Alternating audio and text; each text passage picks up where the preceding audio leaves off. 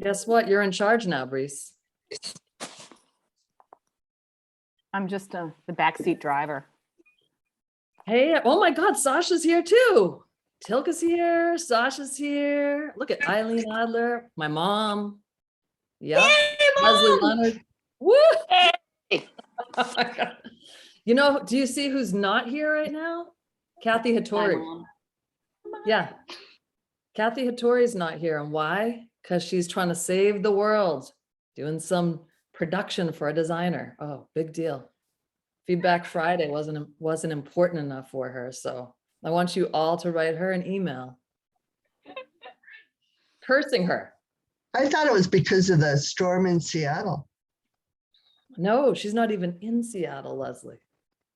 She's Wow. in North Carolina. She's doing lots of production for us there because we had to use North Carolina. But But I'm yeah, happy to see Brees. but yeah, Brees Honeycutt, my best friend in the world, textile artist extraordinaire, is with us.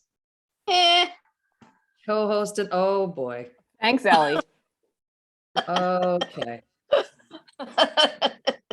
Okay, let's mute that lady. Let's put the hammer down on LED over there. All Uh-huh. right. Pick on Uh-huh. the kid in the corner. Yeah. Yeah. Amy, what are your earrings made out of? Oh, who just asked me that? Oh, Michelle. Yeah. Thanks for asking that. They're made Those out are of so bike cool. tubes. Bike tubes. Oh, I make ones out of it. That's what I thought because I make That's them. why you recognize. Yeah, my friend Anna Bronez, who's you can follow her on Instagram on I think it's Comestible that she still goes under. Comestible Journal. And she Okay. makes these earrings and all kinds of things, including Those a are making really advent calendar cool. you should all get. Yeah. It's like a full, they wrap around. They're fun. Yeah, that's what I'm seeing. They're all one piece. Yeah. All right, 12:03, people still coming in. You can attach just suspenders to those things. All right, Mom. You know what? Wait, Amy, did you just say advent calendar? Yeah. Tell us about that. I Oh, so, about advent calendars. okay, well, Anna will love me talking about this because she's been promoting it. I just got her newsletter talking about it. But she has so she has this advent calendar, and it's for the whole month of December, it's about making. So instead of opening up a little door with some sweatshop chocolate inside, she's got some really good tips on making and words of encouragement for makers. So I believe it's comestiblejournal.com. She should just hate me that I don't know this, but check it out or Google it, Comestible Journal, and you'll see Anna's awesome advent calendar. So Anna, who made these earrings, is also an incredible paper cutting artist. That's what she's like. This is when she first started out, Michelle. She was making bike tube earrings, but she does incredible artwork with paper and all kinds of stuff. So the advent calendar has her paper cuts. Oh, Yeah, so it's very exciting. All right, well, we've got a jam-packed double header today. So I guess we should just jump in. Brees is gonna keep letting people in. And I'm gonna do the things that I usually do and hope I do it with ease and not mess up. But if I mess up, I'm gonna go back and restart again because it's Feedback Friday and who cares? We're just all here together and we're enjoying each other's company. But can you guys mute yourselves so we can have the Feedback Friday song written by my husband, recorded here in the basement in its full glory. Okay, great. All right, I'm gonna do it right this time. That's not right. Okay. It's the end of the week. Now where you been? Well, now it's Feedback Friday, so come on in.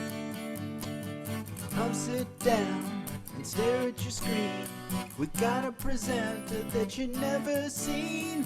We're Feedback Friday, we're on the loose. We'll be the train, you be the caboose. It's Feedback Friday with Kathy and Amy. Mashed potatoes and the gravy. It's Feedback Friday all day long. Feedback, feedback, feedback Friday. Bestseller for a reason. That way to remove makeup, dirt, any residue. I love it. Brees. Thank you. Thank you, Brees. You'll be in charge of all the mutation.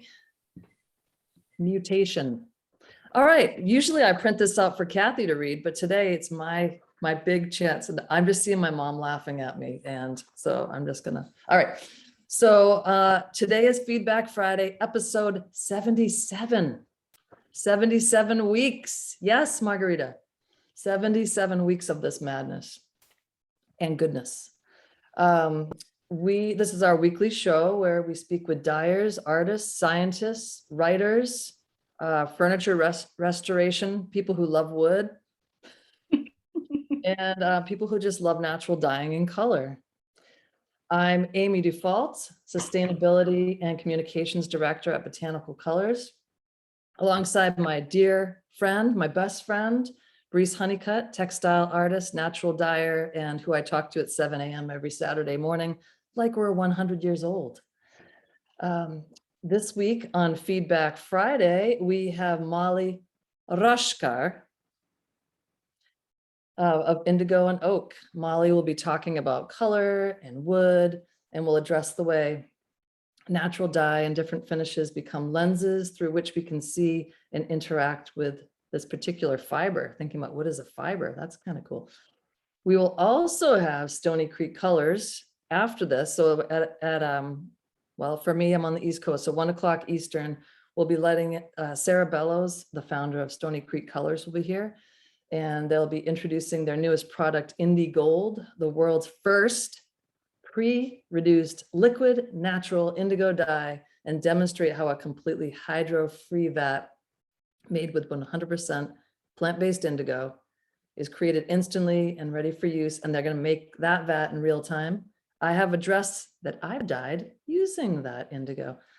So before we start, I want to send out a huge thank you to everybody. I send you a reminder email every week, and I look at all your names, and I can't believe how many of you are here every single Friday. So thank you so much for that. Now for a little housekeeping. So Brees and I are both going to moderate the chat today. We're going to take turns. And we are recording this, so know that. If you say anything weird, like what I've been saying here and there, which will be with me forever. Let's see, what else do we have here? All right, yeah, I'll have a video copy ready this weekend. And so now we are just going to segue into our presentation with Molly, who's coming in from Zurich. And so you can take it away, Molly. Okay, great. So hi, hello, everyone. Amy, Brees, thank you for having me. Kathy also sent me out a long happy thank you. And thank you all for coming here to listen and participate in this with me. I do not have a background in dyeing woven fibers. My background is in wood, and specifically working with dyes and finishes with wood. And today I want to talk about those three interactants: wood, dye, and finish, and the influence that they have on one another. Because you can't extract one from that mix and have the results turn out in the same way. They have a chemical reaction with one another, and the finish, which goes on last, influences the way that you perceive the color and the structure of the wood based on how it's reflecting light, how it's absorbing light, or how it's refracting light. And I'm just going to kind of jump into the presentation with the pictures, and it's going to be relatively broad. But I hope that we can have a conversation about it afterwards, and that you can ask me things that seem interesting to you, because honestly, I could talk about it for a long time, and I wouldn't know which aspects of it might seem parallel to what your experience is, or interesting to what you would want to pursue. So I'm going to start that. I'm going to share this thing.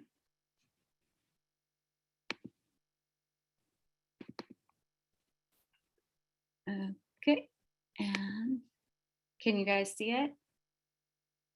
Yeah, okay, thumbs up. You can hear me? Can you see the pointer? Great, okay. So this is me. This is my studio, Atelier, Indigo, and Oak. And it's where I restore objects. I also work with new objects, with natural dyes and finishes. And it's in Zurich, Switzerland. And before I moved to Zurich, I was living in Seattle, Washington, working for this awesome studio, Alexis Kane Studios. And she's just a pretty incredible individual and really forward thinking. She was using shellac on these large architectural surfaces. So here she's matching, we were matching new surfaces with existing surfaces. And shellac is a bug processed resin, which I'll talk about a little later. From Seattle, I moved to Zurich, and I felt like I was stepping back in time. This picture is fuzzy because it was like the first iPhone I had, and didn't quite understand how to use that. But I mean, it's a rammed earth floor. There was a wood burning stove that was in this space that was maintained to heat glue that we would use to glue these antique objects. And the person that ran this space and also ran the antique shop was Oliver Kremer. Just a brilliant individual with a deep insight into how these old objects are constructed, how they're put together, how you would pull them apart, and what processes might have been used so that those processes can be replicated and then also maintained. And he introduced me to natural dyes. And it was surprising that he even took me into this thing because he hardly spoke any English and I spoke less German. And the understanding that we had between each other that made it all work was my understanding of shellac. And I'm going to talk about that now, which shellac is, it comes from this bug, which I think some of you are probably already familiar with because it's the female lac bug. And Kathy was explaining to me when we were speaking earlier this week that this is the bug that is used for the lac dye. And I haven't used that dye. I have worked with this bug because of the resin that it processes by digesting it. So the way it works is that the bug is moving along these branches. These trees are indigenous to India, parts of Thailand, and Indonesia. And the bug is moving along the branch and it's sucking up delicious resin and it's digesting it, and it's making this shell around itself to protect it as it continues doing that.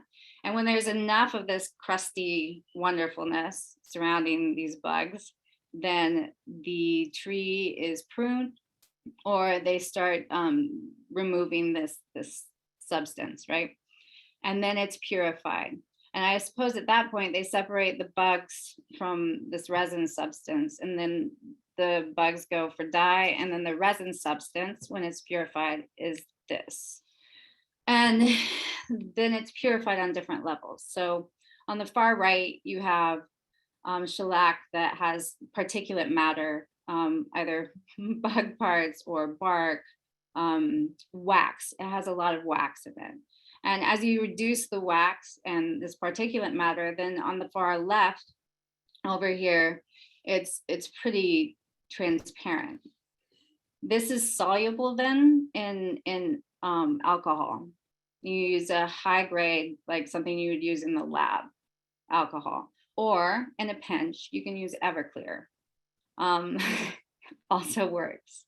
And it's better to use than something that you would use to start a fire with, that type of alcohol that has impurities in it, just because that's better to breathe in general. When it's applied to the surface of the wood, it bonds deeply with the grain structure of the wood, and it looks like this. And what's happening is that it's functioning as a lens. There's no plastics in it. It has a relationship already with wood. And instead of reflecting that light back at you, it's absorbing it. And you can see the structure that exists in the individual pieces of wood that were chosen for this cabinet. And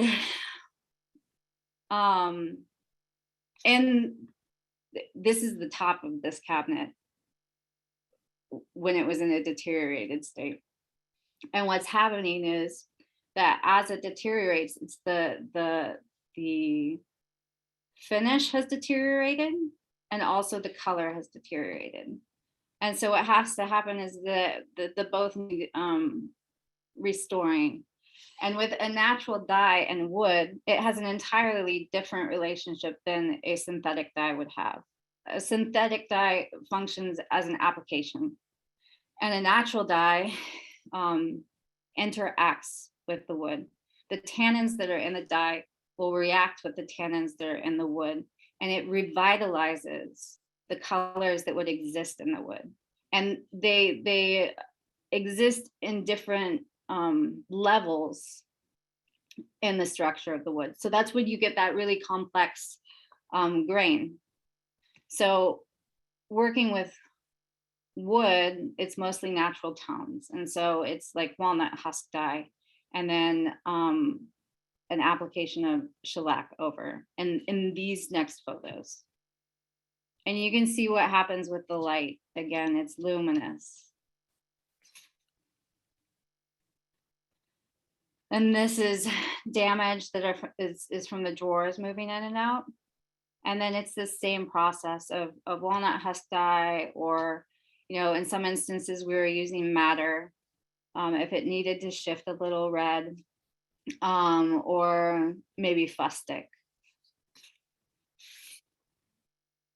And it just, it wakes up. You can see this life in the object. It's my favorite part. And here you can see that there's been an application of a synthetic finish. And when I'm talking about a natural finish and a synthetic finish, a natural finish is similar to a natural dye. Somebody can correct me later if I'm wrong, but in that it comes from an animal, a mineral, or a plant. And with a synthetic finish, it's usually nitrocellulose, and it has plastics in it. And what happens when these plastics start to age is that they become opaque. And then you see that this is sitting on the top of the surface of the wood. And that's when you have this film that exists here. So it has to be removed, and then a natural dye applied, and then, in my view, a natural finish. And with this specific piece, it's a Hopfengartner. So it's by a Swiss cabinet maker, 18th century, maybe early 19th. And this is the finish that would have been used. It's a shellac, it's a French polish, it's many applications of shellac. And that is why you have this, the light perception that you're able to have, is because the shellac is being pushed so deeply into the structure of the wood that you're able to see that structure and see the intention of the cabinet maker as well. It becomes sculptural at that point. So another just type of object entirely this is from the 1950s, and it's Pierre Jeanneret, or Le Corbusier. from Chandigarh. And it's a different type of wood also. This is teak. And you can see there's this incredible abuse that the object has taken. It's been out in storms and the weather has just destroyed this foot. And what's important in something like this is that that the original story, this weathering here, is respected and it's maintained. But this part where it's really gonna deteriorate rapidly, it has to be repaired. And then the idea is to try and match these two and to do it with the least invasive process possible. And so then that's, in this case, that's just working with the finish. And after the foot is repaired, then the color can be matched here, and I can use dyes here to work with it to match this color. But this is just using shellac, and shellac that's not purified, shellac that has particulate matter in it, because that was the shellac that they were using originally.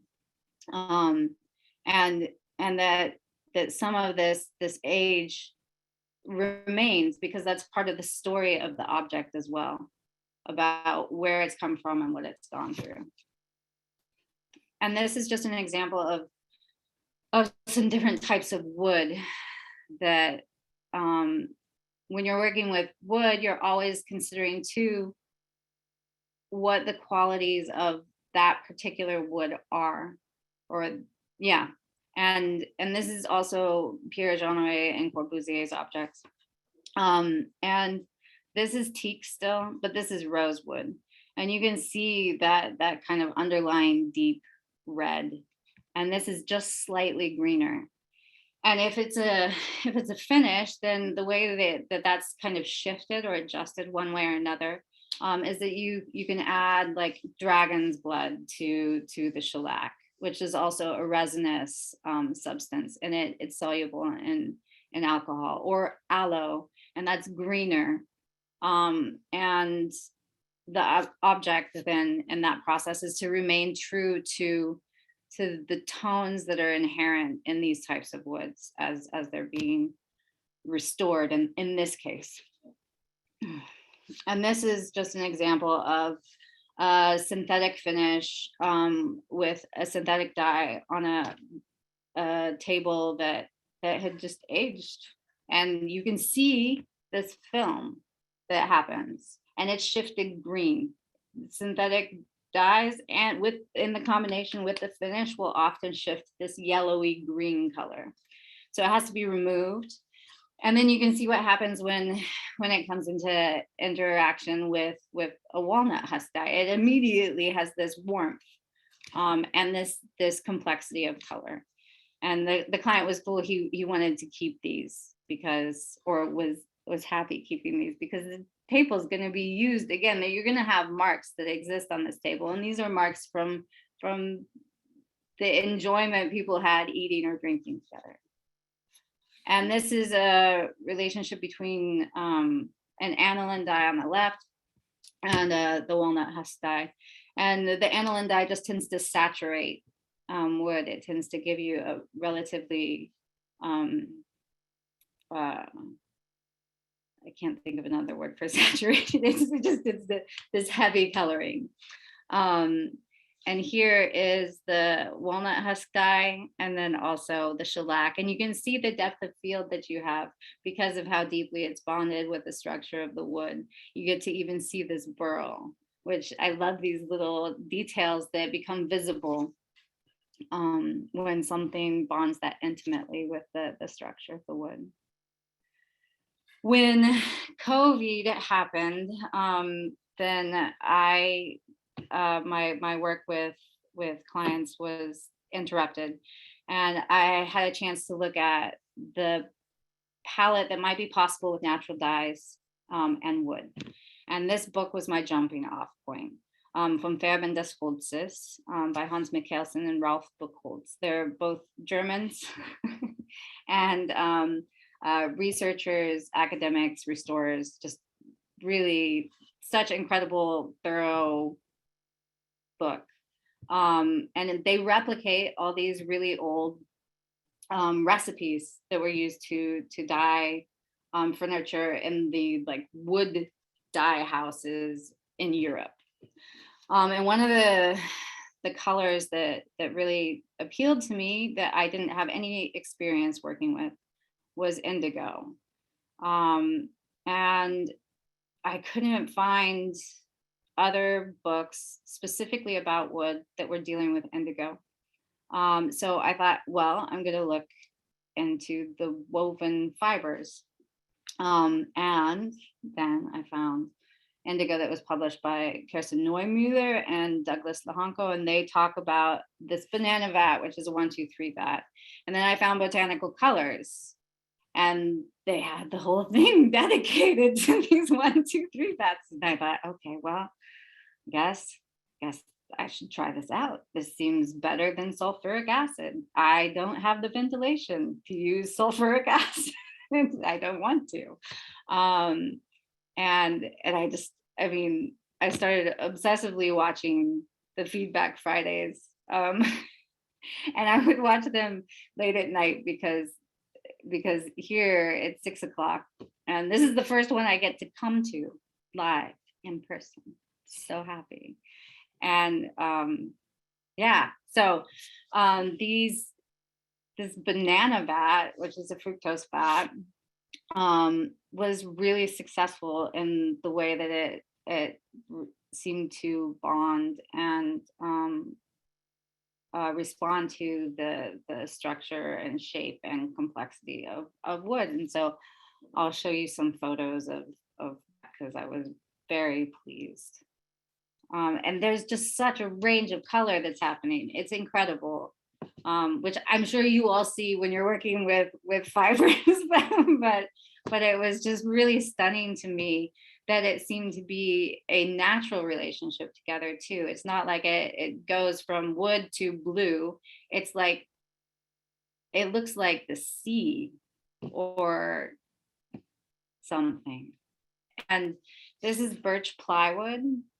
And I'm using birch plywood or plywood in general a lot right now, because I can sustainably source it. It's local to Switzerland. They responsibly take care of forests where they harvest these trees from. And because I can get it from this incredible store that is called Offcut, where they sort material that would typically go to the dump. And they get available in their space for rates that are fantastic. So plywood has been the most common one right now.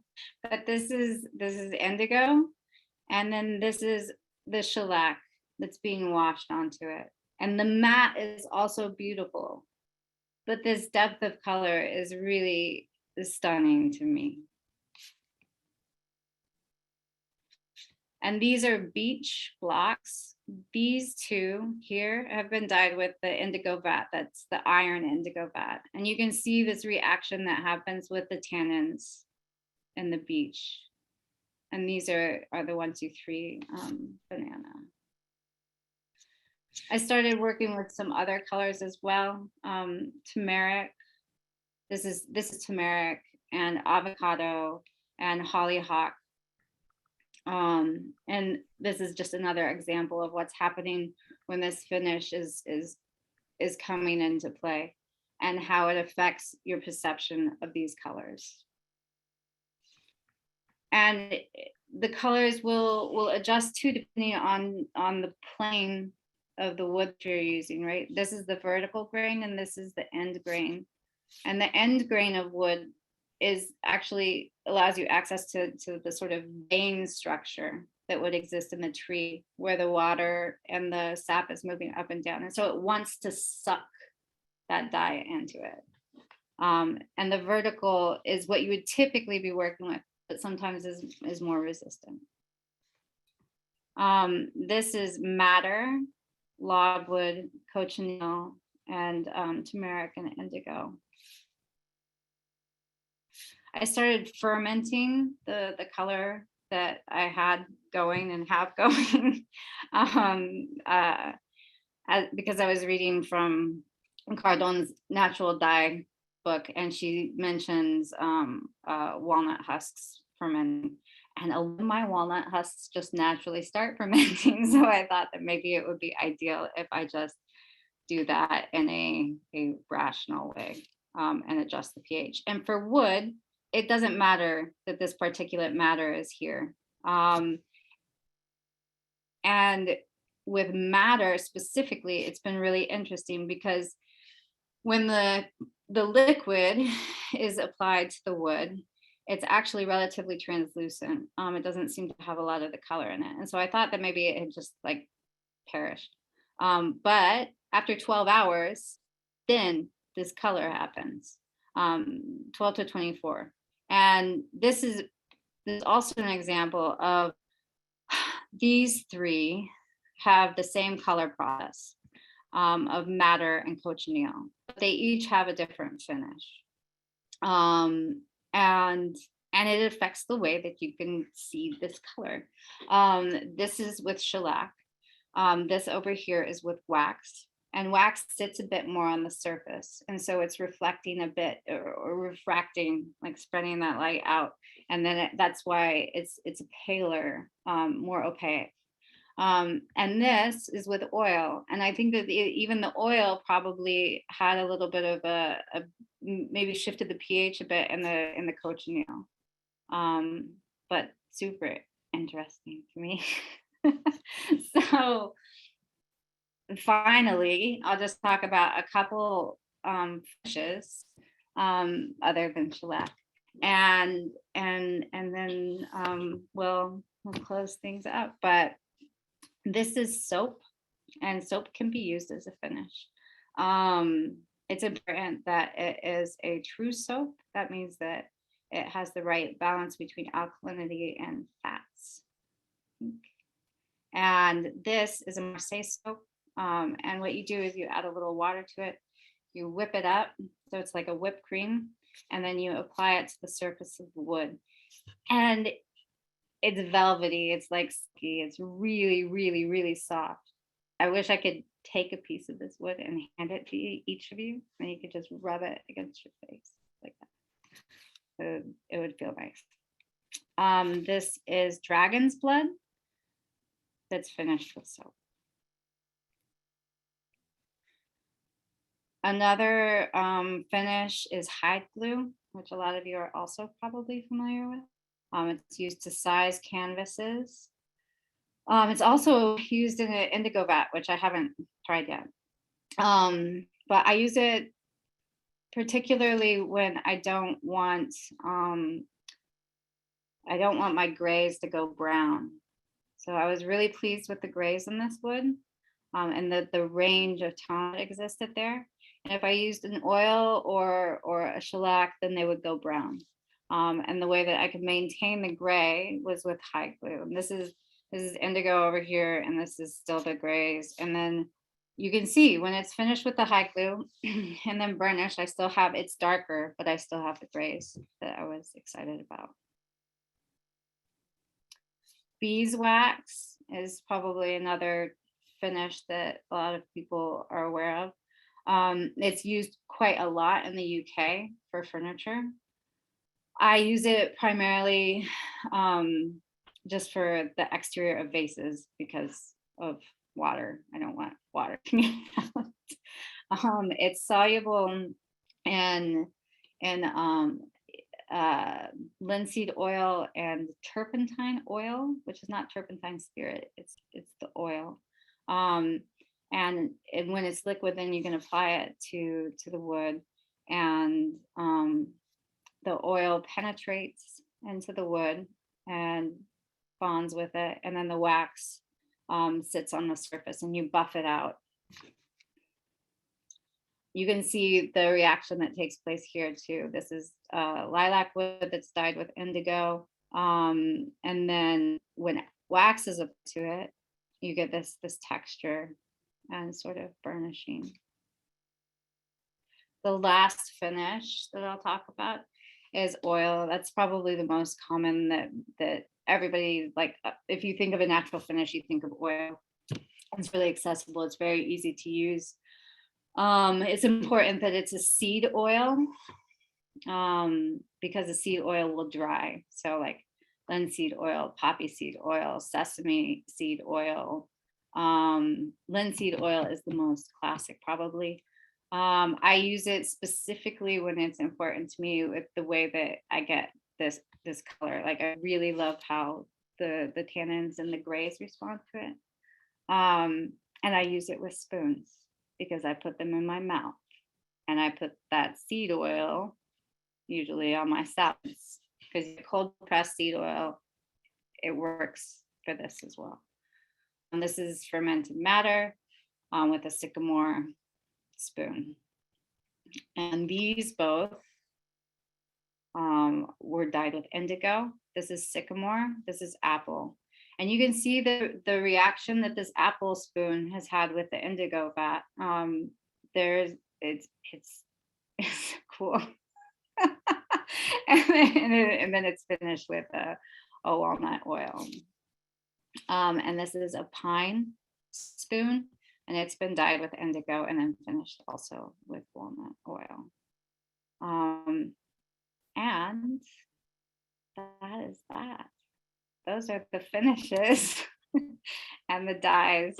And I would just really love to hear what you all find interesting, and any questions that you have, and have a conversation. That would All be it. Thanks. Molly, there's so many questions already. And there's gonna be more as you talk too, but let's see, maybe just stop the So I share. stop my share now, right? Yep, I stop my share now. yes, Okay, all right. yep, we've got you. I think we've got you spotlighted too, right? Yep. Okay, we're just gonna jump in. So thank you for that. And I'm sure all of us have now gone down a new rabbit hole of thinking about wood textures and grains and natural dyes. So let's see, do you just dip your brush into the vat and paint with that? And I'm going to combine it, actually. I'm going to combine it. And are you brushing on the dye, and does it raise the grain, or does it mix with something else? So can you answer those too? Yeah, I can. So typically with most dyes, you would use, the tea, and you use a brush as the application process, and it will raise the grain. And that is why you apply the dye. Typically, the exception is indigo, because indigo is always the exception. But with any other dye, you have that dye hot and you apply it to the wood, and then the wood is going to absorb it more quickly because it's hot, and it's going to dry out more quickly. And because the grain is raised, then you sand it down, and then you do more applications. And it is important to the level that your wood has been sanded to before you start dyeing it. I think that answers. Yeah, that's good. Reese Honeycutt, do you have a question? Yes, I do. I even unmuted myself to ask it. We have a question: is what is French polish? Do you make it yourself? Okay, so shellac is what is utilized to make to perform French polishing. French polishing is the process with which you apply shellac. That's more articulate. It is the many layers of shellac. And it's done typically at the end, it's done with a fob, like a rag that has many rags inside of it, and a combination, depending on who you're talking to, a combination of shellac and oil, so that what happens is each time you're making an application, it is re-amalgamated into the layers previously. Re-amalgamated. Yeah, good word, right? Okay, this question comes up, and every single aspect of natural dyeing. So why wouldn't it come up here? Do these colors fade? No, that's a hard no. I mean, not more than, so, okay, how about this?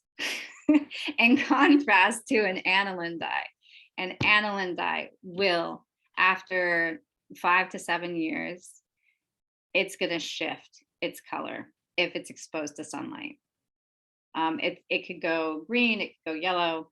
With a natural dye, if it has the proper sanding, mordanting, everything else, then that it's not going to go. And this is what's incredible with the wood, is that this is also when you get that, like you've seen cool antique objects where that wild sort of complexity of color and patina exists. That exists because of the natural dye and typically the natural finish. You do not have that with a synthetic finish because of the plastics in it. Let's say you have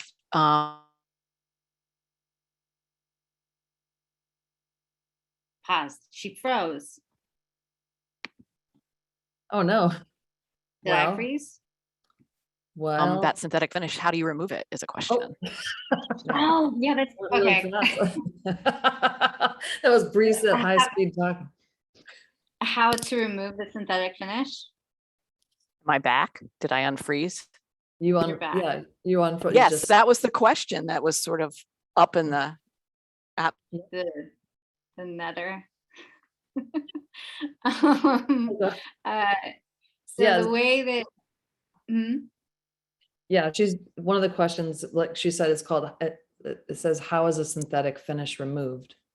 yeah, it's super important because you need a stripper. Atmosphere to you over there. And it needs to be liquid. Typically, it is not the way that you do not want to go about doing this is sandblasting it. Don't sandblast it. And if sanding it is also really tricky because you can strip off a bunch of stuff underneath that finish that might be cool. So typically in the States, there are a lot of strippers that you can find. I don't know if they have them still at like Home Depot or Lowe's or something, but that are really cool. They're sustainable.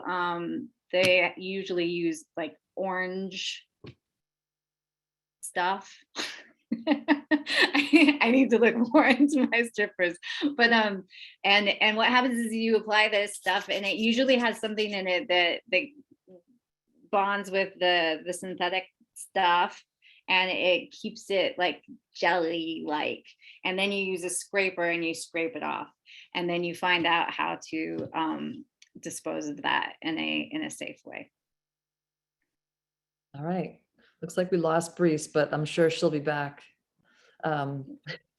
Let's see. So Bernadette's asking, the indigo from the vat gets painted on the wood and then it oxidizes. And how many coats of indigo do you generally use? So that became really interesting. With the fructose vat, it responded really quickly when I was using just the liquid. And it's oxidizing and it keeps sort of building and layering up. You can, if you have small things that you want to do with indigo, just put it inside the vat and leave it for like 6 hours and then come back to it and then see where it's at. You can leave it. I left stuff for a day and then it gets to be that really, really dark, almost black. For large objects, I found that if you use the what do you call the sediment at the base of the vat, you use that, scoop that out just a little bit at a time so you can preserve the goodness. And take that and start applying that to the wood, and it will dry, and then you'll lightly sand it. And then you can apply more, or then you can finish it. All right. Reese, I see you. I don't know I'm- where you went, but now I see you. Did you, there was a question that we actually skipped that I'd love to know too, about fermenting the matter. How do you ferment the matter? Oh, no. You leave it Oh, God. unresponsibly. Oh, no. Oh, no. So, no, so you keep all the matter root, and you let it sit in the bottom of the dye, and you watch it. And after, I think probably it's similar to probably a sourdough, the way you would start a sourdough. It's essentially like flour, water, and then the bacteria that's free floating in the air starts eating things, and stuff starts happening. And so I think with the matter, that happens, that there's free floating bacteria, and they get into your water, and then there's enough sugar in the matter root that it just starts bubbling. Mm. And then I just keep checking pH, and then I think I added bran, and I think maybe what is it, lime, possibly. Molly, I think I'm back. Have you, did somebody ask you the questions about using the dyes on reed for basket weaving? Oh no, that would be incredible. That sounds amazing. Do you think it would be possible? Yeah, I don't see why not. I mean, because I don't know how. I haven't ever worked with reed before, but I don't see why they wouldn't die. It's possible that you would need to make certain that their brain is open enough, which could be done with like an abrasive, like a sandpaper. And then maybe even like soaking, I don't know, again, I haven't worked with them, but like if you can soak them in a hot water and then put them into the dye, then that might make them more receptive. Can you tell us about how you prepare the dye baths? Are they concentrated? Is there alum in it? Yeah. Typically with wood, there's not alum in the dye bath. I make them to the concentration that I'm kind of hoping to get to get the reaction with color that I'm looking for. And it's so important that they're not so concentrated that you get weird buildups on the wood if they're really concentrated. It's important that you apply like, between 2 to 5 washes would be totally reasonable. If it was 1 wash, then you don't have that type of bonding that occurs, because what's happening is you're applying a wash of dye with a brush, and it's drying, and as it's drying, then that's part of when, like, if you were doing a woven fiber and it was going into your dye, then it's heated, right, a lot of the time, I think, you guys. But in this case, it would be that the surface of the wood is not hot, but the dye is hot, but it needs time to soak into the wood. Did that answer that? Oh, and then alum is applied to the surface of the wood before the dye. So there's a wash of alum that you give, like you would, I guess, with textiles. That's cool. Beforehand. Hey, Molly, what's dragon's blood? Beat me to it. My son was like, "You do what? what do you have in your basement? You horrible woman. So it's also from a tree that I want to say is indigenous to Africa, and it is the resin from this tree. Mm. Okay. And I want Oh, sorry. to, say, yeah, Did you have more to it's add to that? really I bright just- red. Oh, It's a really, really intense red, and it's soluble in alcohol. hey, how do you find what the old finish was? How do you discover it? Oh yeah. How do you figure it out, actually? Yeah, you figure out. So I guess with cloth you do a burn test, and with wood you figure out what makes it soluble.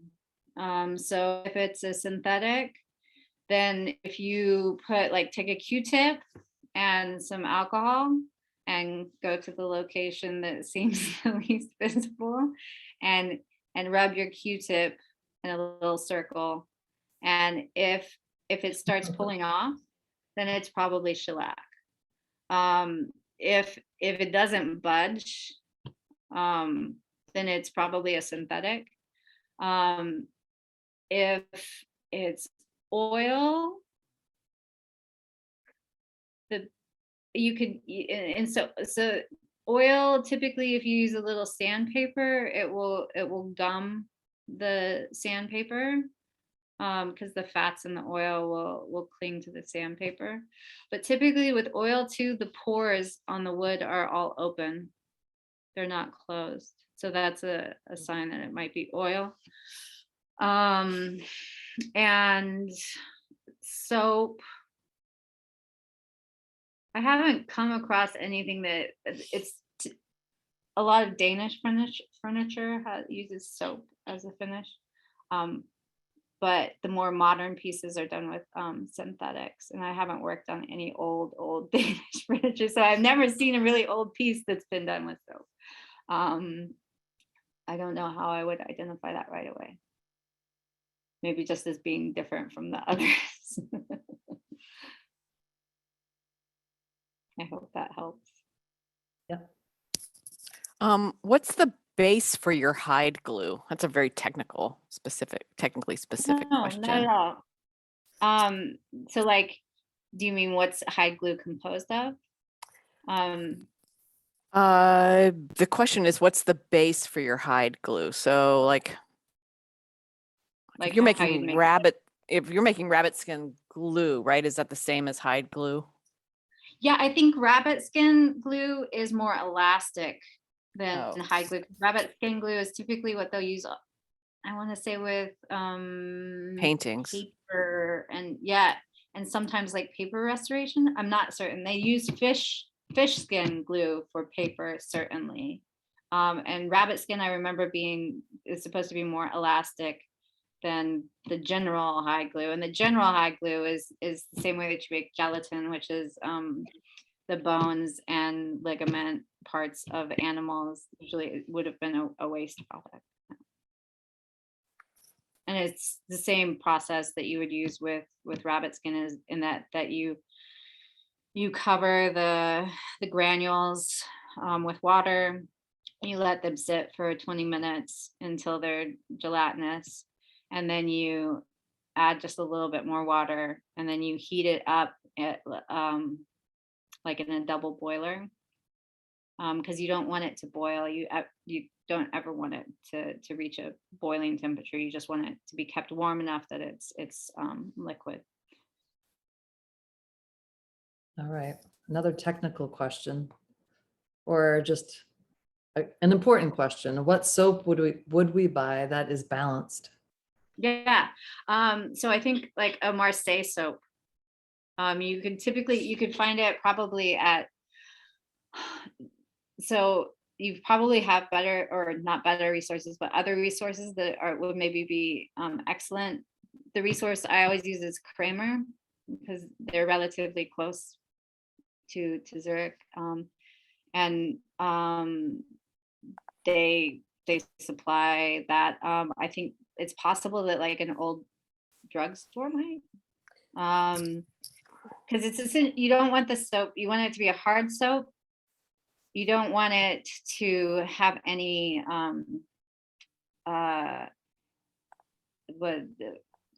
perfumes in it, and you want it to be kind of like as basic a structure of soap as you can have.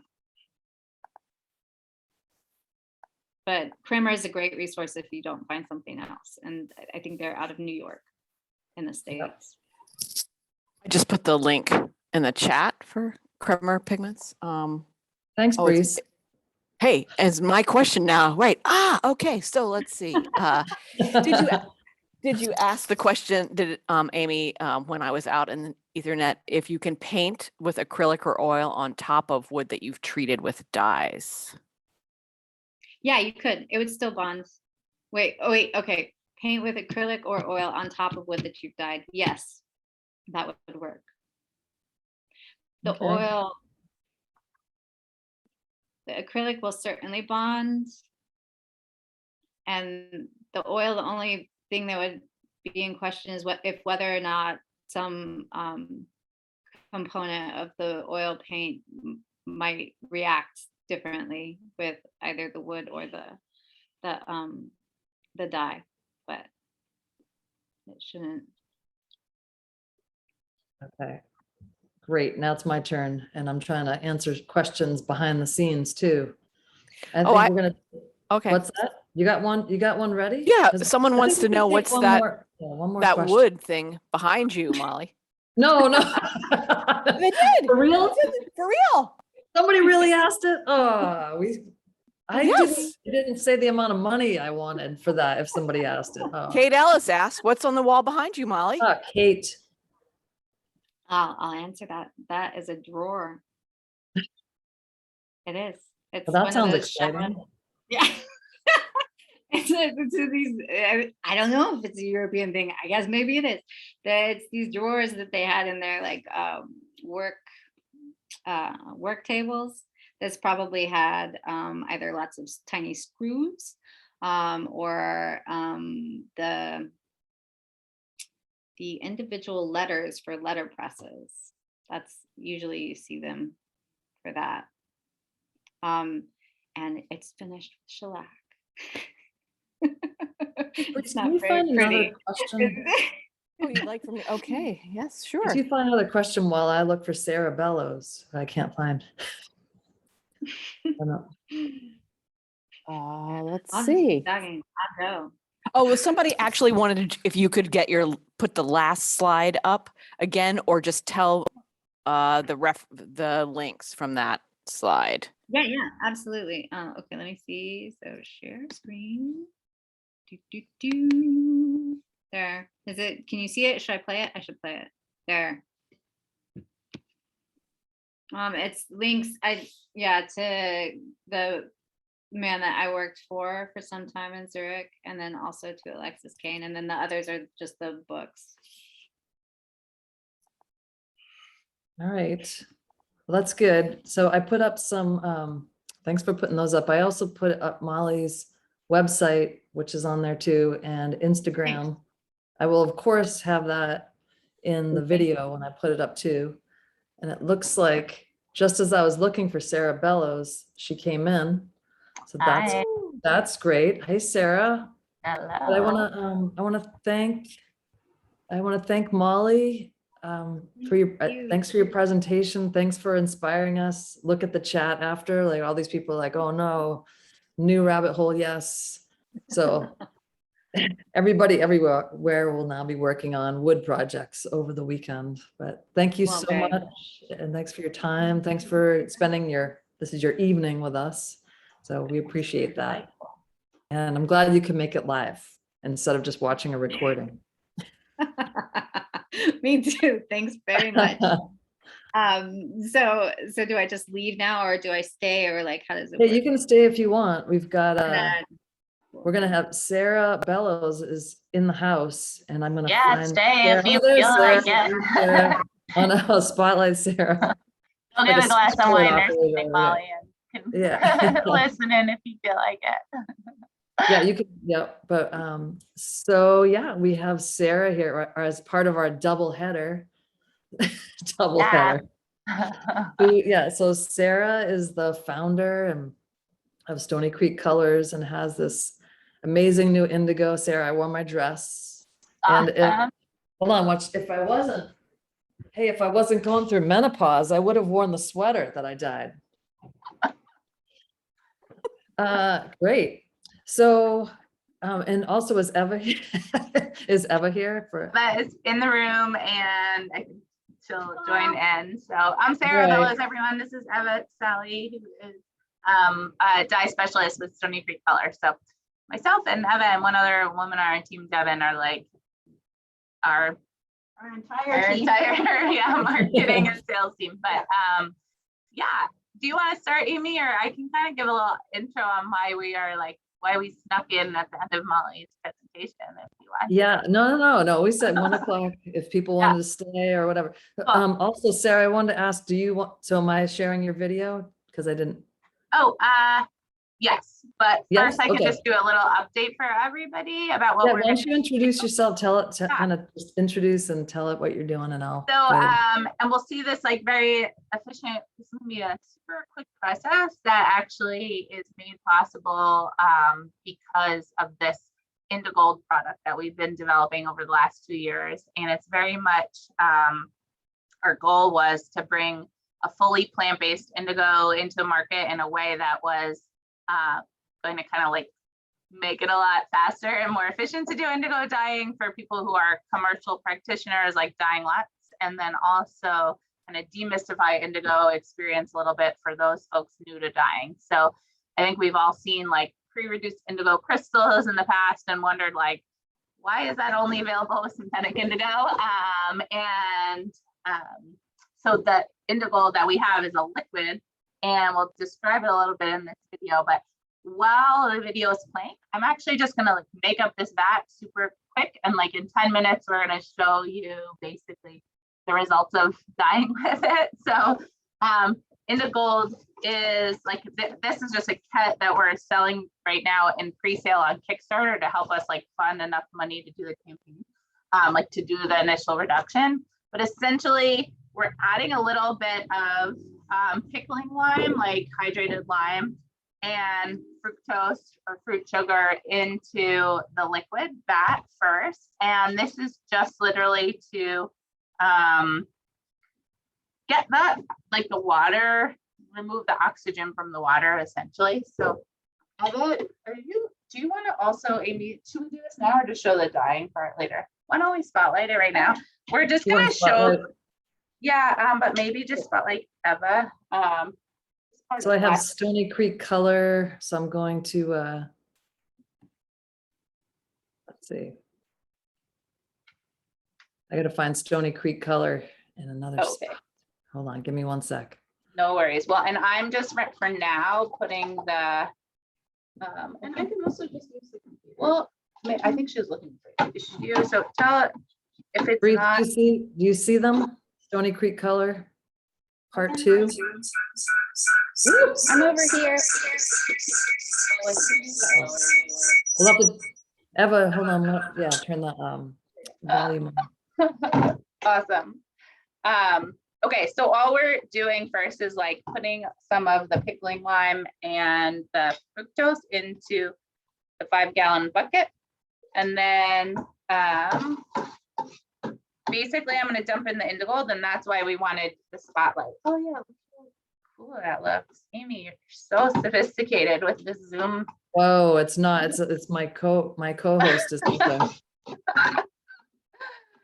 So basically, we did a titration to figure out like exactly how much reducing activity, which the reduction is in this like liquid is by the fruit sugars taking up the oxygen. But the reduction in indigo is actually a totally different process. That's more of a like electrochemical process. So like the Jacquard, for example, pre-reduced indigo crystals are reduced and then like kept in reduction under reducing chemicals, or like a thiox vat or a hydro vat is all reduction by chemistry basically.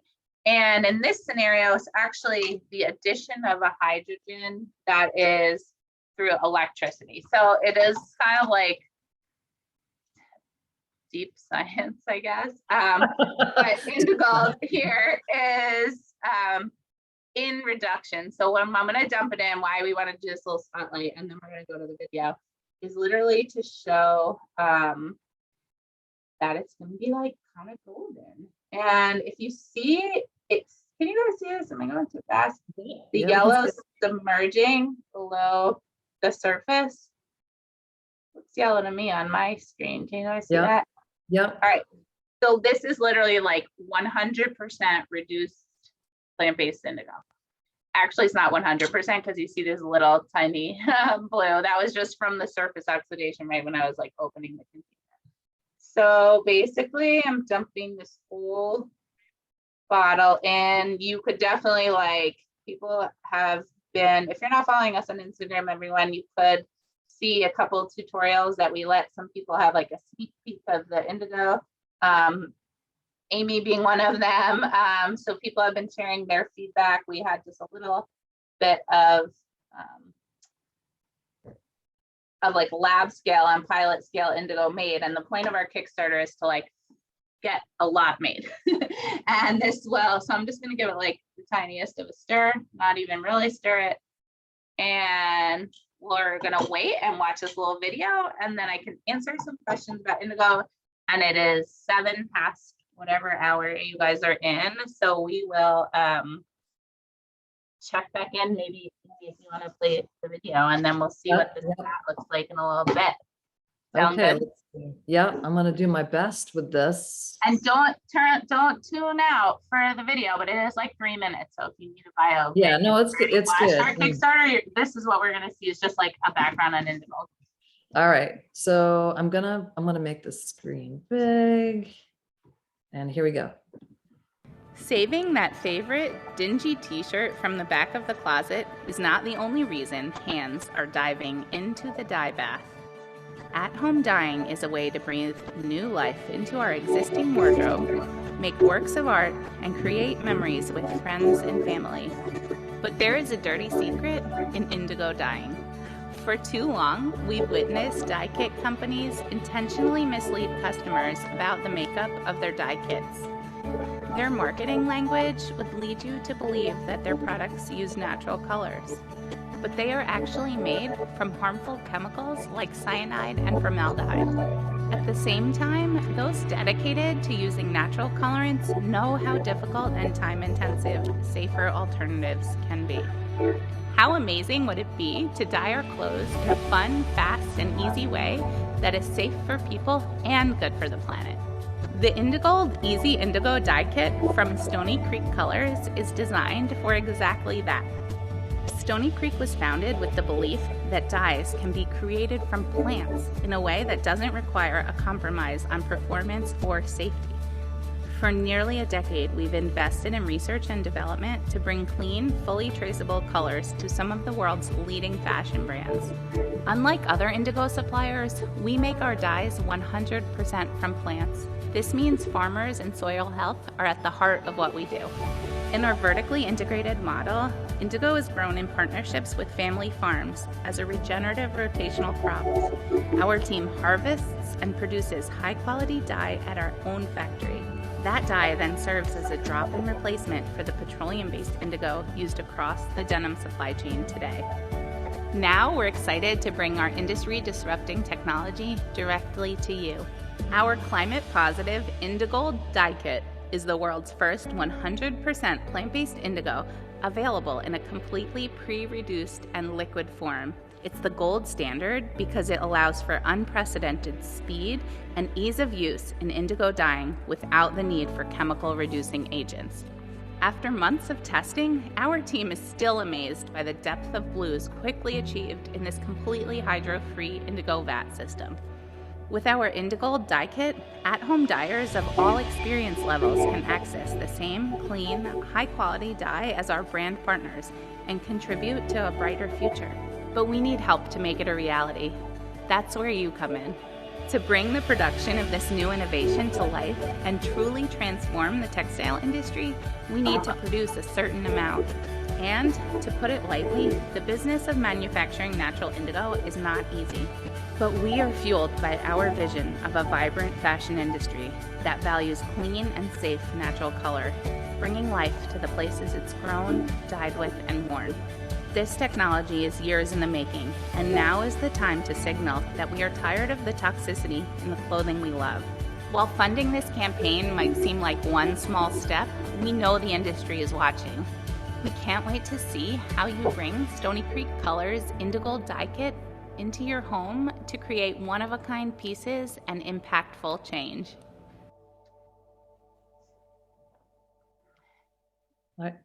Just give me one sec too, Sarah, because I feel like there's so much going on with this. I need to take a deep breath. So I just need to say, so Sarah, we sell Stony Creek Colors Indigo on Botanical Colors on the website, that her extract, and we've sold it for years. And that's, what Sarah's doing is really important, being one of the few, or actually the only person, honestly, that I know of that's making extracts in the United States and not just having raw dye materials. Correct me if I'm wrong on that one, Sarah. But so it's very exciting what you've been doing in Tennessee and working with the different brands and just growing it and teaching and educating. So, and I wish, because Sarah has this Kickstarter that ends December 1st. Mhm.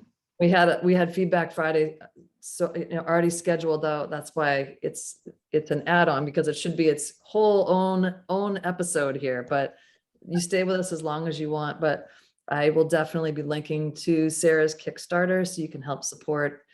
And I just wanted to make sure I got that in there. You're doing great work. I'd like to see again another bucket. Oh, I can train over this. Thank you. We're just thinking about the logistics of our quick dip because we have a little bit of time left. But Amy, yeah, it's been great to, what we're doing sometimes seems totally impossible, and it sometimes is totally impossible. So I think that, Stony Creek's I was an indigo dyer for like 10 years, I guess, maybe at least like 6 years before starting Stony Creek, and worked with Kathy certainly during that time, and realized that there was really not enough transparency in the natural indigo supply chains globally, and it was really hard to know whether what we were buying as dyers was really natural indigo. And so what we've been focused on is working with farmers to grow the crop, and as a very vertically integrated company, and to really bring it to scale in a way that could be used by denim mills.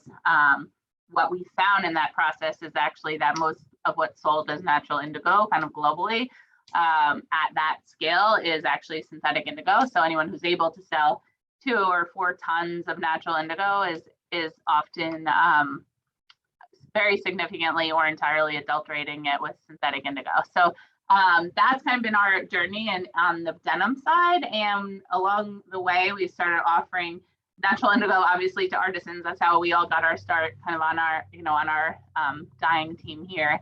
And so when we did the product development for Indigo for the denim mills, we realized like this is such a fast way to do indigo dyeing that is such incredible results. And part of the reason why we think the results are so great is because it's basically what I've realized now is like when I've been doing indigo dyeing in the past, even if you think the reduction is complete because it's like under yellow green, it's actually could be not fully reduced. And especially like this vat was the fructose. We use like fructose and pickling lime as the starter material, but like to get all the liquid under reduction, you could actually even use it without putting those materials into the vat. You could use it as a direct application. So a lot of the Indigold stories we've been sharing on our Instagram since we launched on November 1st have been other dyers' feedback on how they've been starting to use Indigold.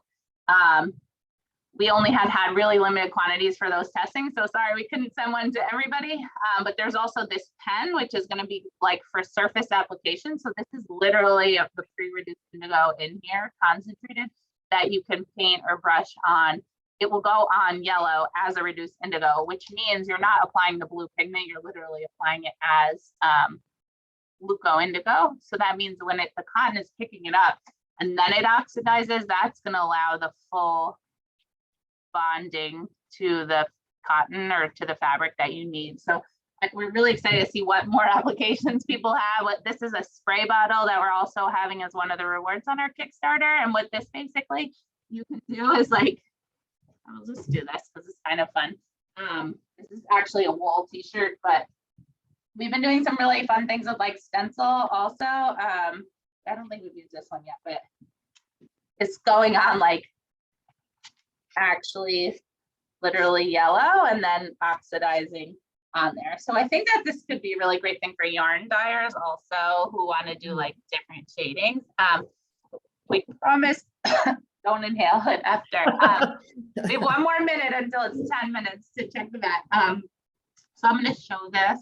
I was trying to answer some questions in the chat, but what I would say is like, if you guys aren't following us on Instagram, it would be great to just do that, to read about all the different ways that we're both offering the Indigo on our Kickstarter, and then also, oh yeah, I did. Oh, do you guys want to see that shirt again? Or I think I did think on this. Yeah. But I could actually just show you the pen. But it's been exactly 10 minutes, so we're gonna look at this vat maybe first. Do you want to spotlight Eva again, Amy? Actually. Yeah, hold on. And then what I would want to just say about like the chemistry of what's happening is we have what we really noticed, and especially if you were using like chemical reducing agents like hydro or thiox, it's so hard to get deep dark blues often because you have like your indigo is forming on your fabric, right? Like you're building up darker and darker shades, but then you're stripping away indigo because you're literally putting it into a reduction environment that's going to potentially strip off color as you're trying to build up color. And so the fact that we haven't added a bunch of chemical reducing agents to the fat, or even fructose, fruit sugar, is a reducing agent, right? It's from a plant, but it's still a reducing agent. So we didn't white out our shirt. We just have it kind of pinned up to make it into a fun semi-shibori, or it is real shibori. But you guys can see, we really are like rushing this one to do it in 10 minutes. Our instructions say wait 15 minutes, but we're trying to be pretty. We can always take questions too if you want to let it sit for a little bit, Sarah. We Yeah, got a lot. no, I think it's totally answer. ready to go. Actually, we're just gonna look Yeah. see how like that's totally reduced. Yep. And actually, Oh, look at that. The operation countdown. on that. So you guys can see it's fully reduced. It's obviously ended up because when I pulled that out, it oxidized on that side. So what we're normally suggesting is like a minute or two for your first dip. We're not being proper indigo dyers today because we didn't wet our shirt out, but that's okay. And so if you wanted to use orange peels or banana peels or jaggery or any other kind of like fruit sugar, you could totally do that.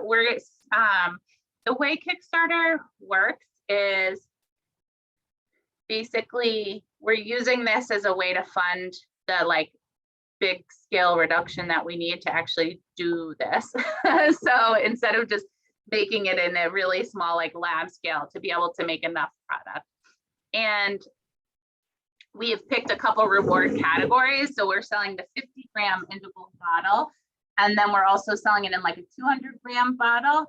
So that 50 grams will have what is the equivalent of 10 grams of pure indigo in it.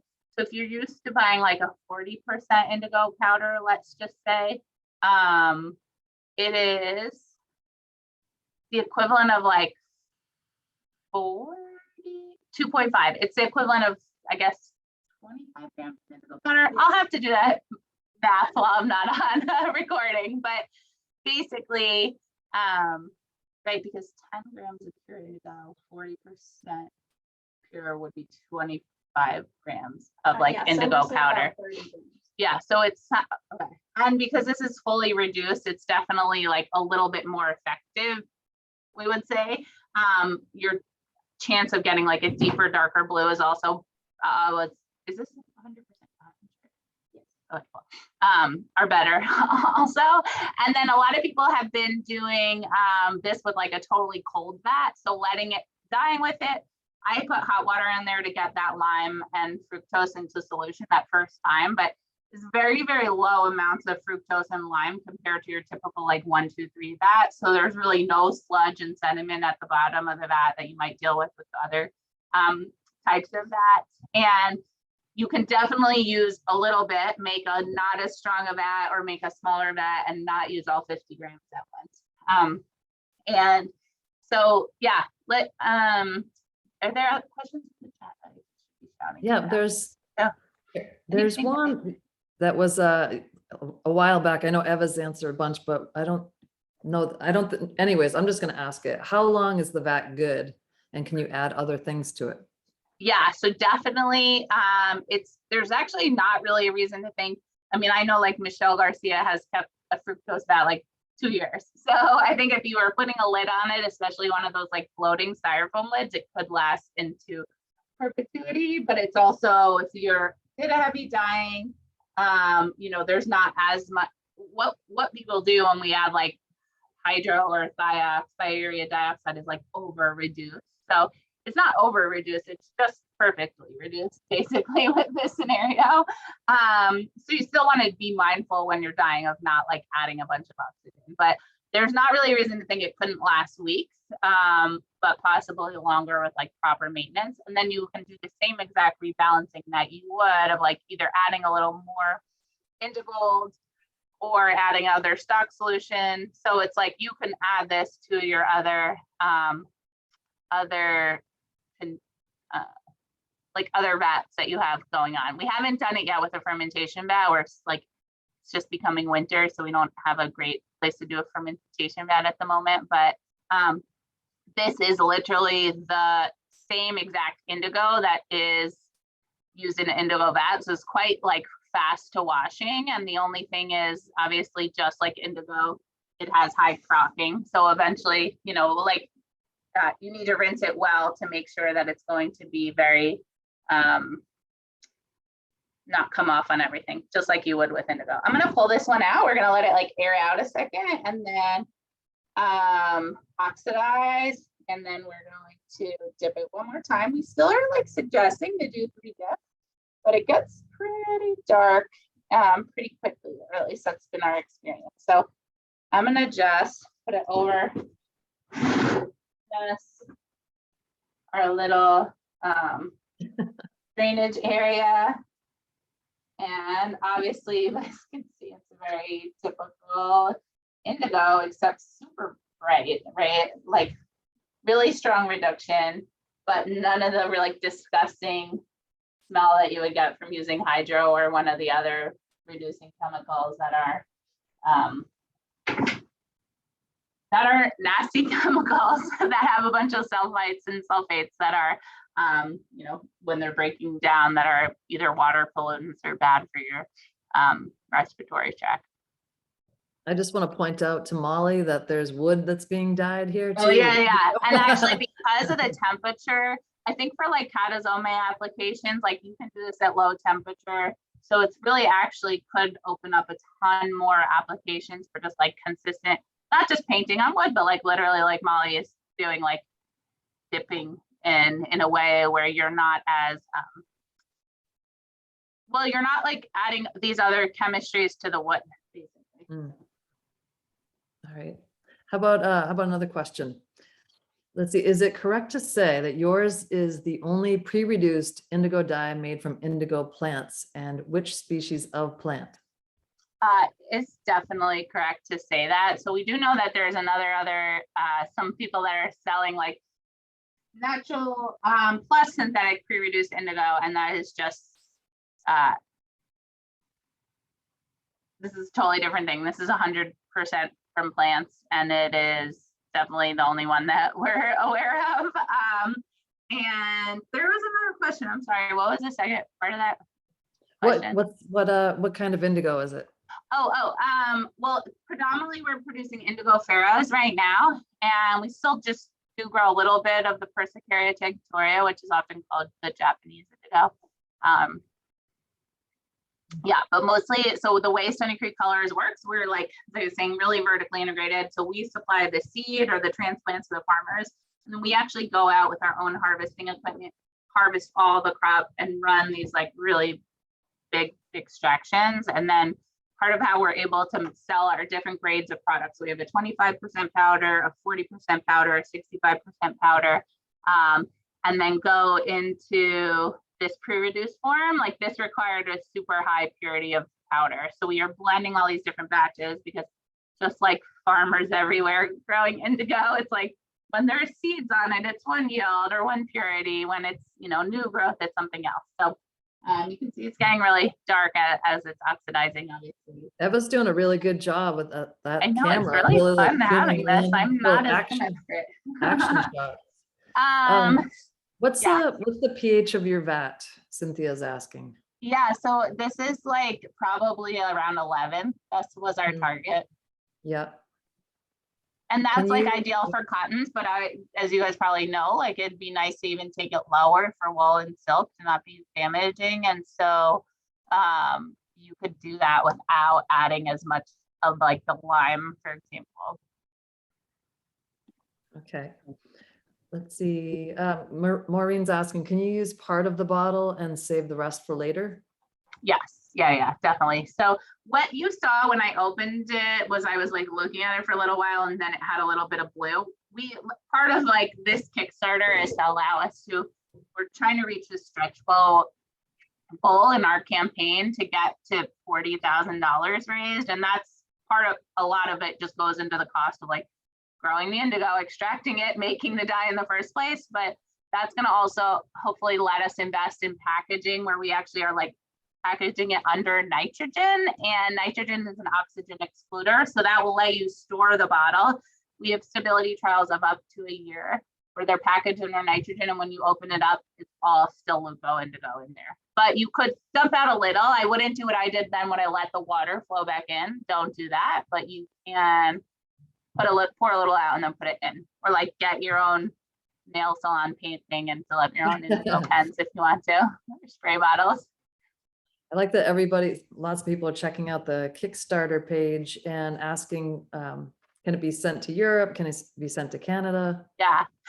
And actually, so like what we would really love, especially in Europe, is like to get connected with some potential like wholesalers so that we can make the shipping a little bit more economical. This was really a huge struggle for us to try to figure out how to get this product that is shipped at this, like it's a high pH. And so what we'd like to do, what we haven't done yet, but if you have recommendations, is like some store or retailer that could like get 10 kits or 20 and like get it to people in Europe, where we could like ship them a pallet's worth or something like that, or a box, and then have it like shipped out from someone. So anyone that wants to even like connect with a dyers guild or something, and you should speak with us to make sure you could get your order in, even if it's somewhat outside of the Kickstarter. Like we could be in communication about that, like, or maybe we need to make one that's like international, you know, 10 200 gram bottles, and then we could ship it to one address. Y'all can have a party and distribute it amongst yourselves. A pickup spot. Yeah, we weren't able to like economically do that in a feasible way because we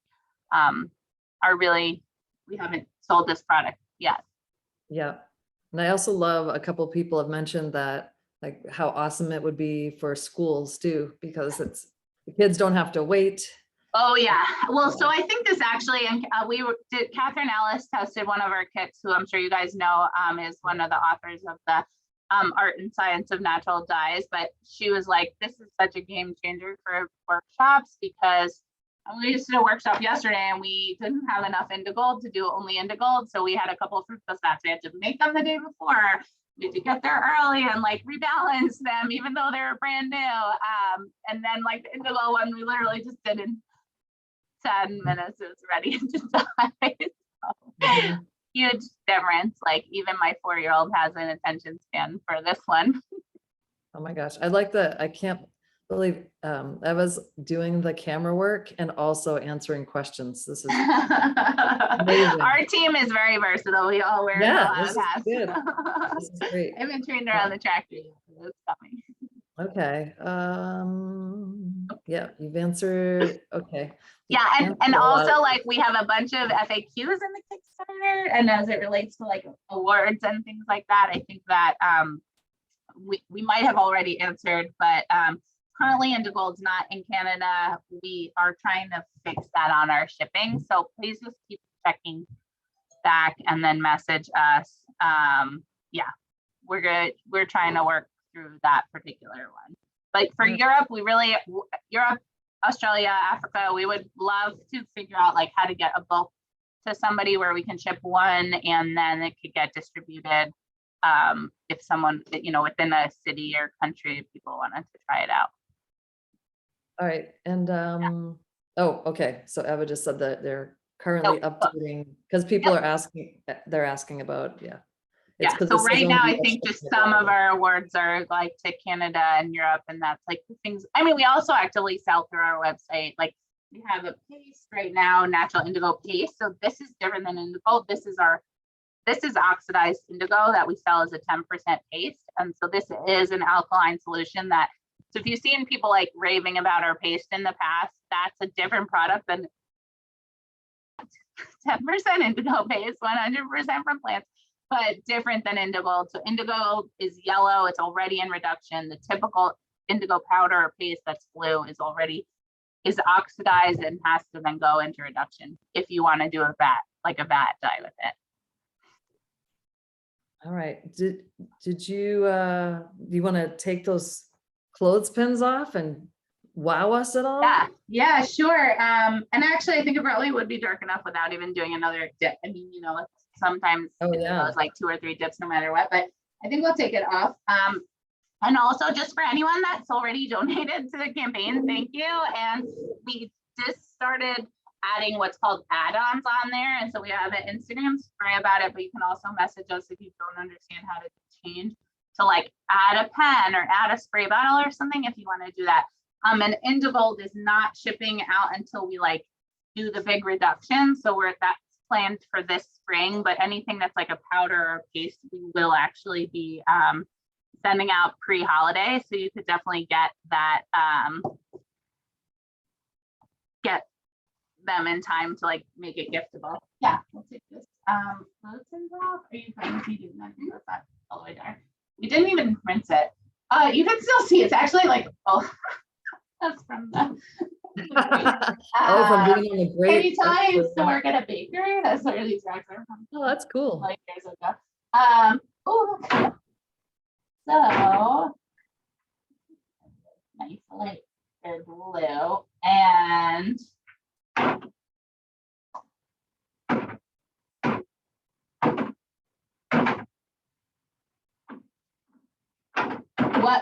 Amy, we can send a photo of this once we wash and dry it to be like, this is what one dip in the gold for 2 minutes looks like. So you guys can get some context on how, in my experience, it's like so much darker than especially like a fructose fat, and the blue is just so much more like crisp, basically. Ignore the brand name. So there it is. Whoa. And this is still oxidizing. So we only did our resist with rubber bands. So it's going to pick it up a little bit on the inside where that'll be like a lighter blue. And then obviously the fun like checks is just from where the clothespins were pinned. So. And do you, well, I know you said you can do more dips. That's pretty darn dark right there, but it's, yeah. are you washing it off in between dips or are you giving it No, a like when we're dyeing with this, we're doing like usually 3 dips most. Like it's dark, like, and obviously there's only 1 shirt going in here, but just for an example, we did a workshop yesterday and we probably had total newbies to dyeing, dipping like 40 times in it, I would say. And, they're like all oxidizing it all the time. And it was still dyeing by the end of the day. So No, it's pretty incredible. Yeah, and because I think that it's just staying in reduction well. Put up here if you want to like. Wow. So yeah, definitely really dark, and really building up the blues on it is much, I don't know, just in my experience, having done like a ton of fermentation at like big scale, and then sometimes those aren't working, so you like have to switch to a chemical reduction or like a fructose or reducing sugars vat, like how, if I think, you know, this is on par with the depth of dark blues that you could get with fermentation vat, but obviously you can add more to it. It's not like you have to get 5 more days in order to, you know, revitalize your vat or bring it back up. Let's see. Whoa, that's a crazy question. Is indigo technically edible? Whoa, wait a minute. So no, the indigo, like this is a pretty high pH. You're going to find that right now. So indigo carmine is actually used in food today, but it's all from synthetic indigo. So synthetic indigo is literally made from cyanide, formaldehyde, benzene, like a bunch of toxic chemicals that we probably shouldn't have anywhere near our bodies or in our food. But it is used in food today, the sulfonated indigo carbonate. So yeah, right now we don't recommend eating indigo or using our indigo, but eventually we do see a path forward for natural indigo to be used in food. Yeah. It's just a lot more time and money than what we are talking about today. There's only so many things you can attack. It's like in the world of natural dyes, there's like a million things you could be doing that's really exciting right now. But yeah, I mean, we actually are working on it, but it's a very, very long roadmap to commercialization. So we can't work on it too much. Yeah, lots of science behind all this. Yeah. Let's see, Michael Spurgeon, when dyeing with wool, does the vat need to be warmed like to 115 degrees Fahrenheit? So I have this, was slightly, we put a little hot water in here. We've also used it totally cold. So I'm still using my vat and it's so cold and it's still totally working. Oh, when dyeing with wool. Oh yeah, we can put this wool one in there. Plus, like I did this ugly spray. So we're gonna dip one more wool in here since you guys are still listening to us, even though we're past our 30 minutes. Guys, people are still here. This is a wool jersey. A little bit of nylon, 22% nylon actually. And we've previously dyed them.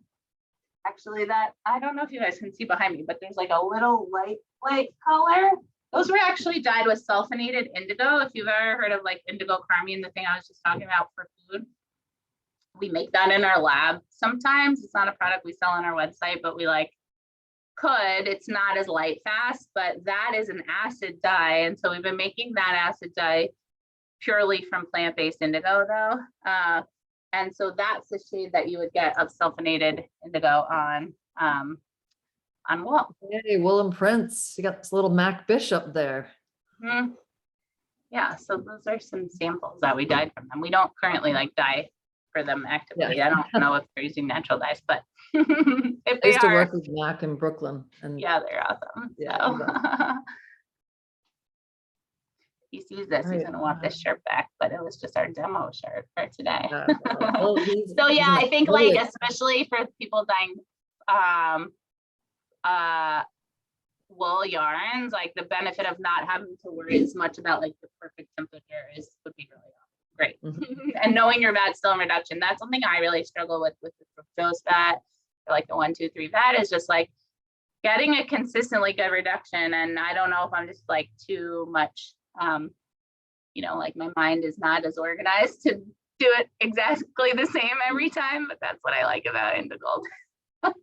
You can actually just do love-hate relationship with indigo. Most people have. It's unless you're probably Brit Bowles. Yeah. We'll spell fiber with, she's so good. Yeah, I think if this just when we were running our commercial indigo dye house, doing service dyeing, and someone would have 100 yards of indigo to get dyed, like trying to have enough bats that were consistent enough all the time and got to the, medium dark blue or whatever. Like this shirt I'm wearing is actually dyed in yarn on a package dye machine and then knit. But I think indigo is going to open up a lot of other like more professional uses of natural indigo applications.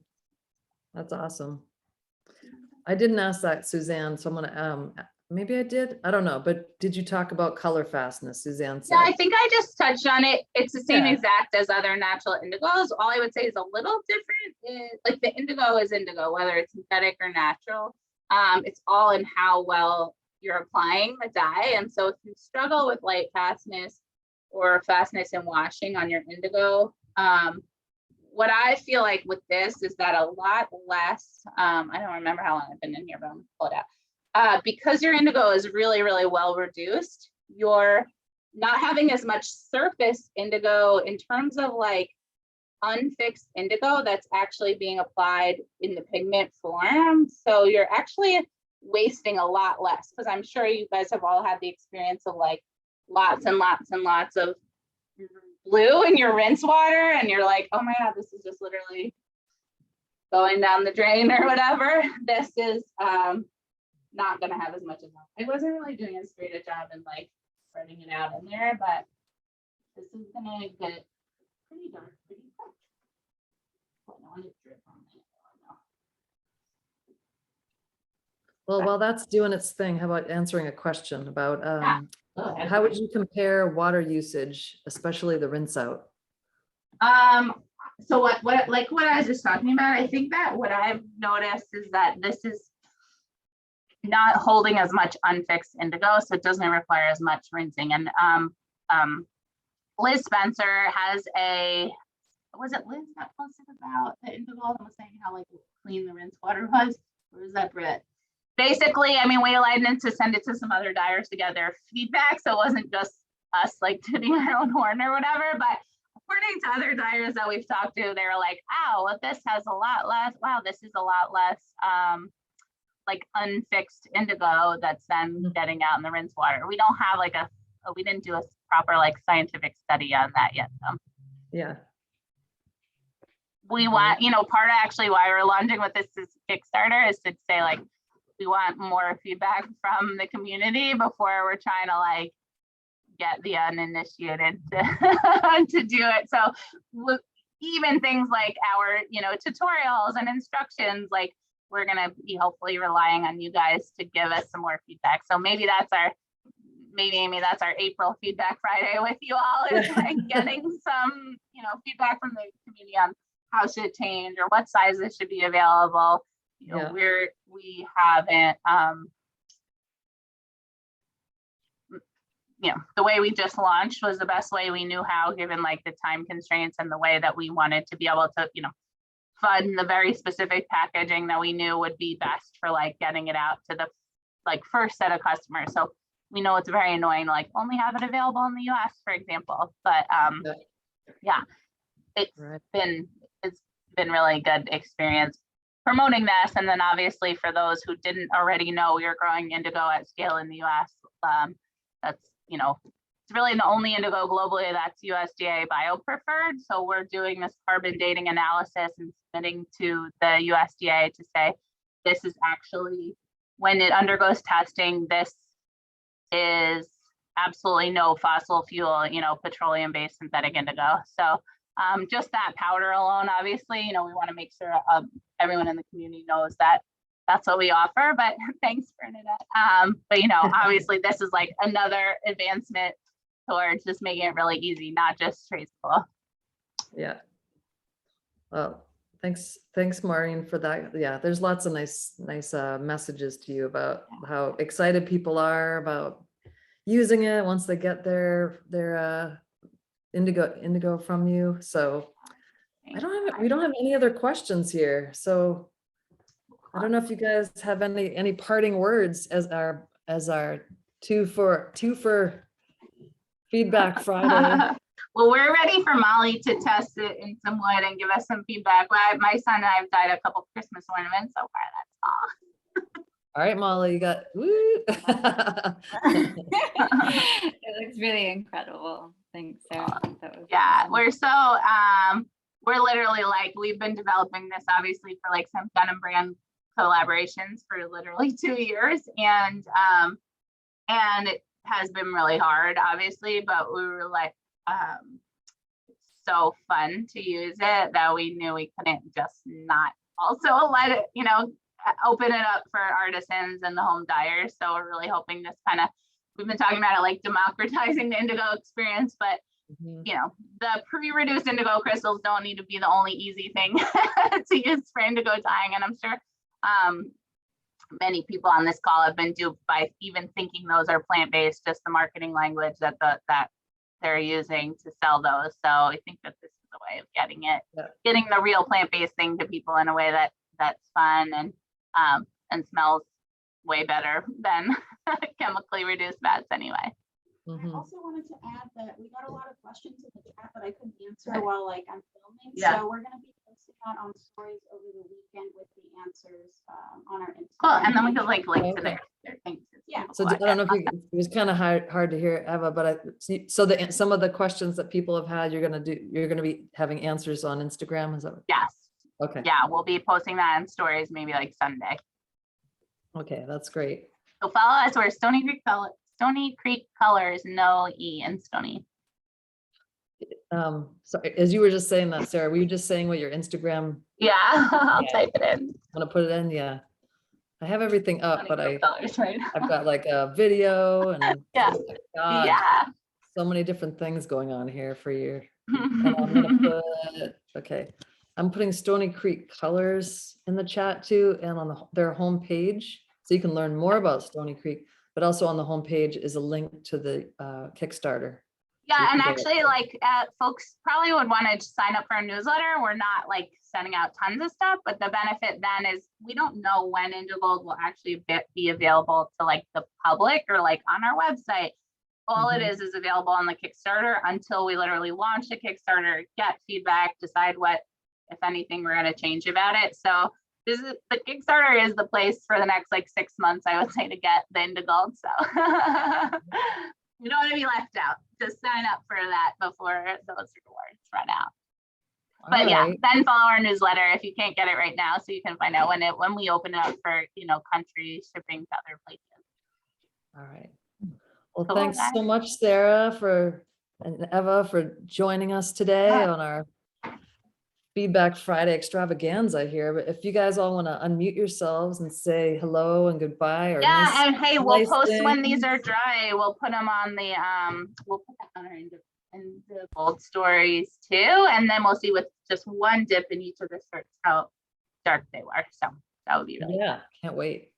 And thank you to Brees Honeycutt, my Thank you all. Thank you for your your co-host. Thank you, Molly, too. Yes. Thanks. Thank you, Molly. Thank Bye, you so Molly. much.